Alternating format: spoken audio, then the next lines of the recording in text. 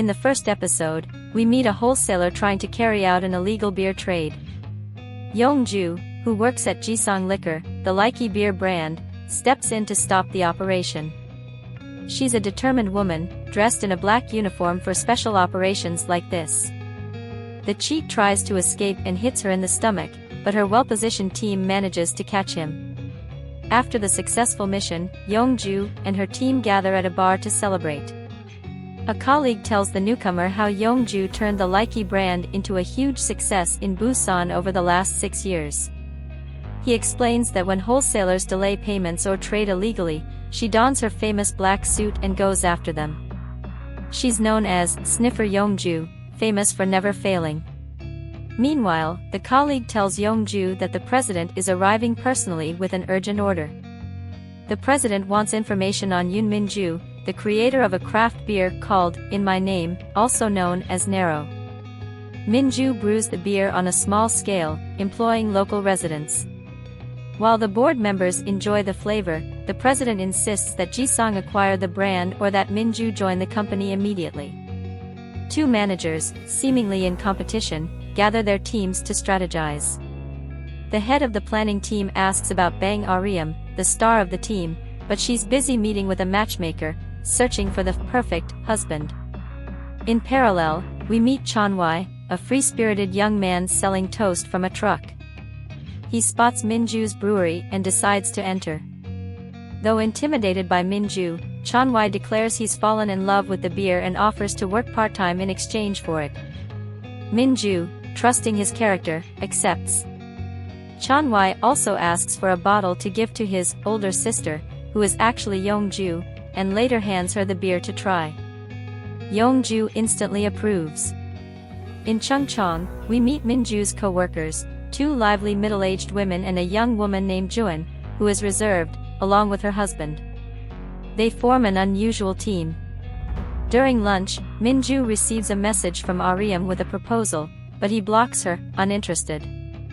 Later, the village chief joins the group, who comments on Min-ju's calm and reserved nature, always mindful of time.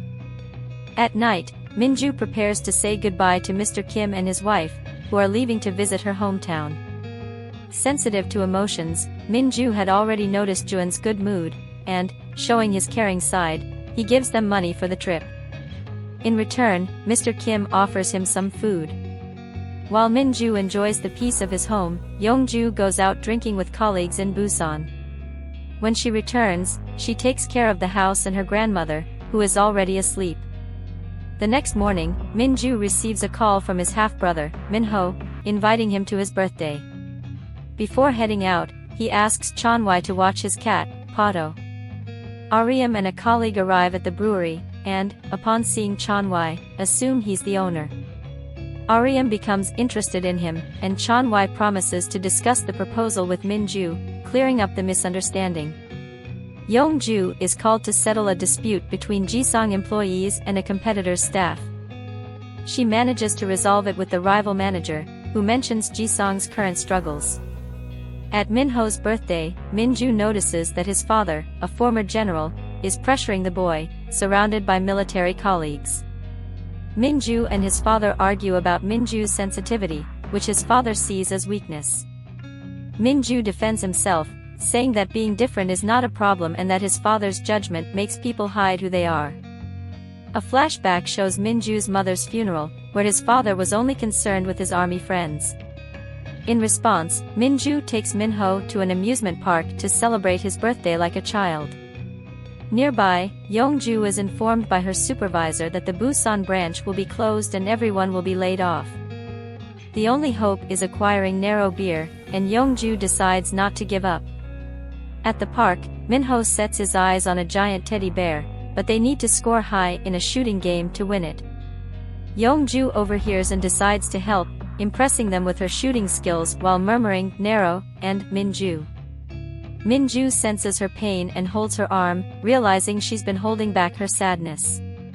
When he asks if she's okay, she says yes, but he replies that he knows she's not. Did you enjoy it? Don't forget to follow the channel by subscribing, commenting, or sharing. Let's keep following this beautiful story together. Hugs, and see you soon.